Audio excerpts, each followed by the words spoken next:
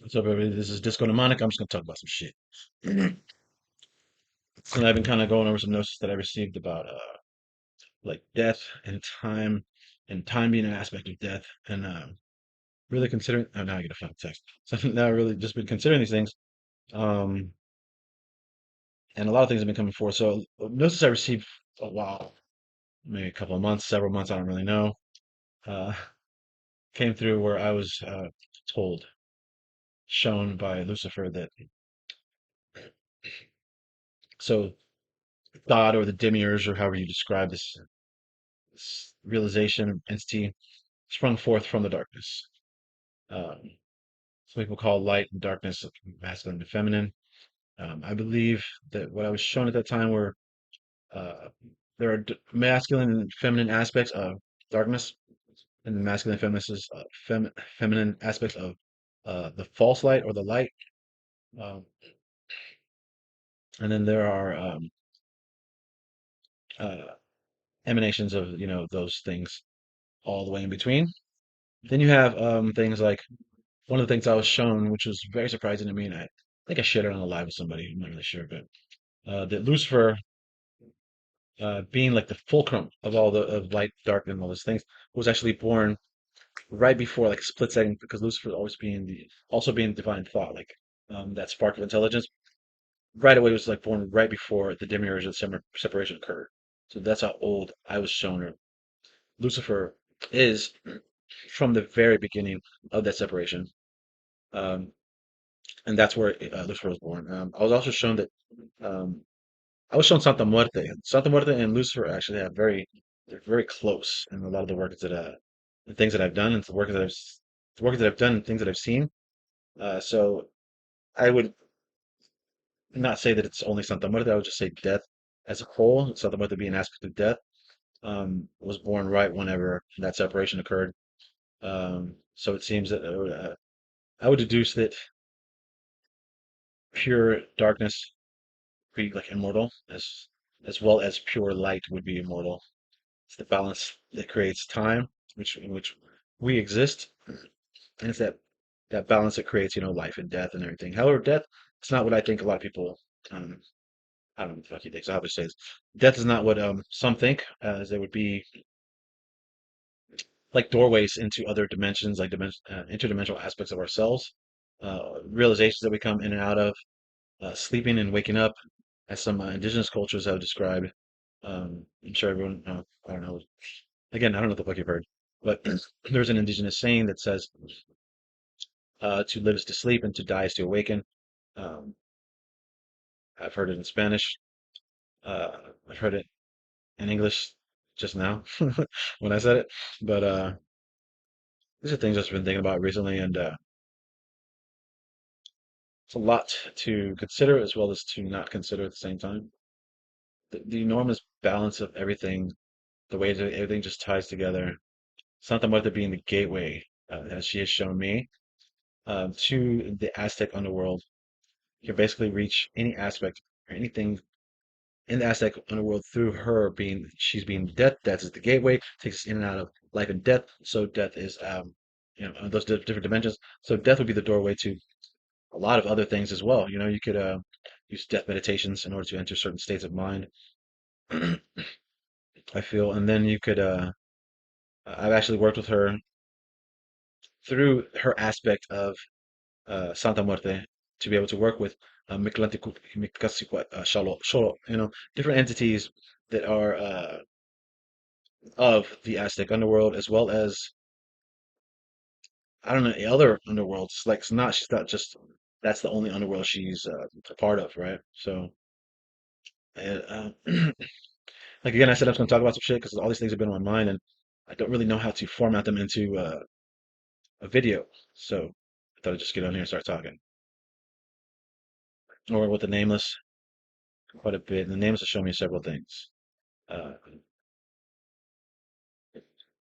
as far as with our inner black flame, whenever it's not like the ignition of the inner black flame, it's like it's after it's already ignited. It's basically in a realization that it is there and that we are a part of it is what makes it ignited. And then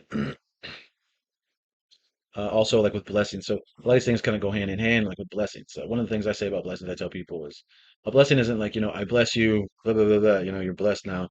A blessing is a two-part thing. It's like, it's a realization that there is something there.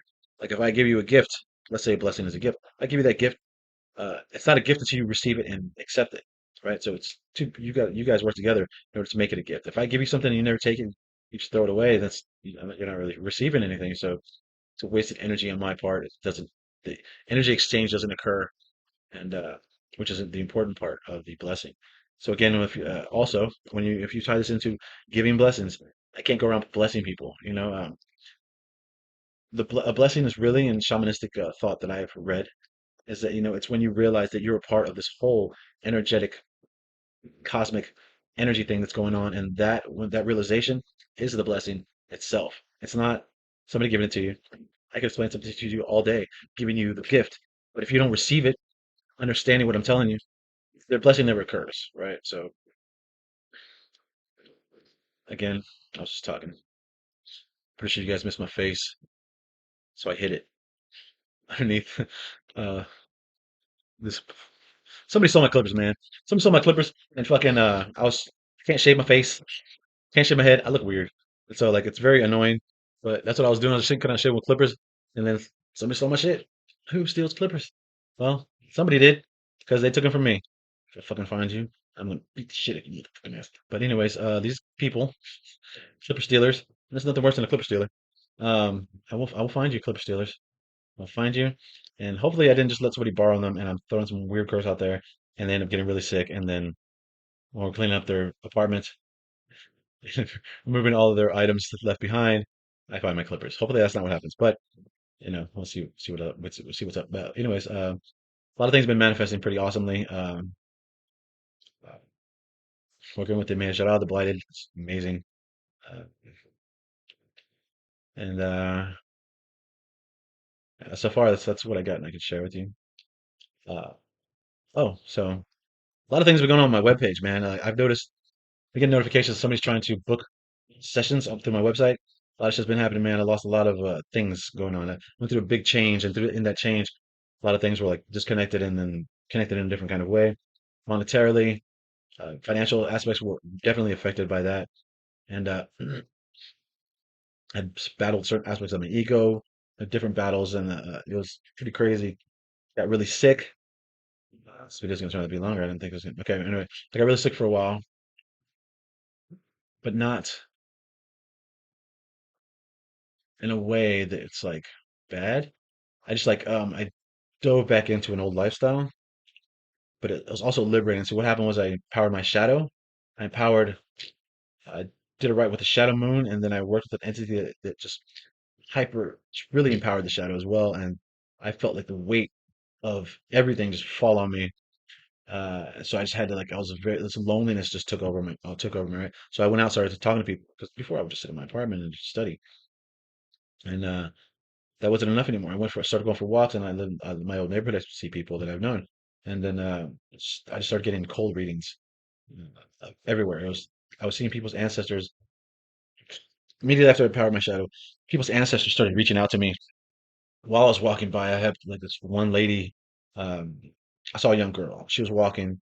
As I walked by her, had a vision. Some older woman walking next to her, shorter. Um, Now the woman I saw was the girl. She was a black girl, dark skin. When I saw her, I asked her, I just told her, I was like, hey, do you know, and I described this woman to her. She had like short curly hair about to here, to her neck, like right here. And then she had glasses on. She had a Mexican dress on with the flowers, I've never seen this before. And like purple. And I explained to her what I was seeing. And she's like, just looking at me and she tripped out. She's like, that's my grandmother. And I mentioned that she was dark skinned because of that. And it was the person I saw was Hispanic.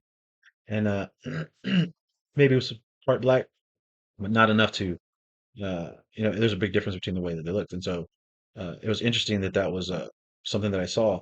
For that, after that, I started seeing all kinds of stuff. I knew people's religious practices. I knew people there's a one girl who worked in the Denny's. She worked with Santa Muerte. I just knew. I went and started talking to her. I said, "Hey, you work with Santa Muerte?" She's like, "Oh, how do you know that?" Blah blah blah. And then it was really weird. Things started happening. I saw one guy. I saw like a baby in his stomach, which is weird. And I asked him, "Say, man," asked him about a little boy. I didn't mention the baby in his stomach. And he says, "Oh yeah, that's because of the miscarriage about the little boy." And I didn't know what the fuck he was talking about, but it tied everything together. Um, I would have people's ancestors tell me to help them.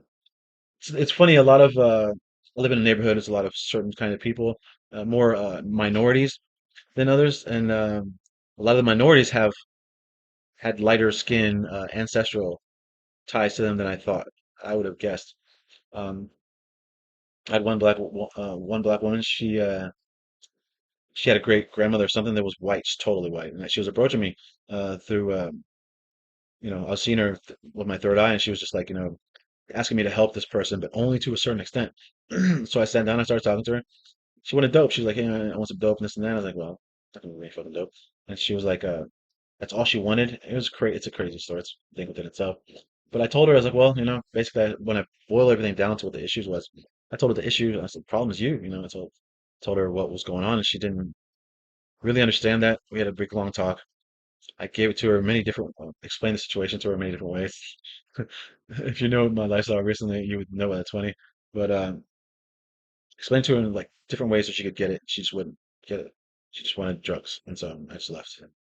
Some sort of drug. She wanted nicotine, alcohol, something. She just wanted something, and I don't know why she wanted to forget, but that was none of my business. So I left so she could forget. And I even offered her to give her a lift ride. I said, you know what? I will pay for a hotel room or a motel room right down the street. Like it was cold at that time. I said, man, I will pay for a motel room for you to stay the night, and then you can make it home tomorrow.